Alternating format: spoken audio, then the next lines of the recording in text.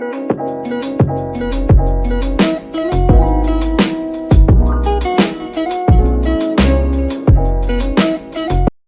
guys, welcome to my YouTube channel. Kenalin, nama aku Kim Sela, dan di video kali ini aku bakal ajarin ke kalian cara gimana vote BTS di TikTok Favorite Moment Mama 2021. Sebelum kalian lanjut ke videonya, aku cuma mau ingetin jangan lupa like, comment, dan subscribe. Pertama, setelah kalian masuk ke halaman webnya, tampilannya akan seperti ini. Lalu kalian tinggal scroll ke bawah dan cari video BTS.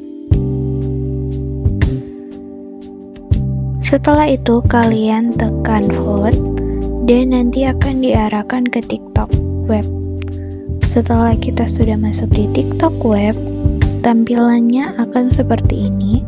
Lalu scroll ke bawah dan cari lagi video BTS. Setelah itu kalian tekan vote.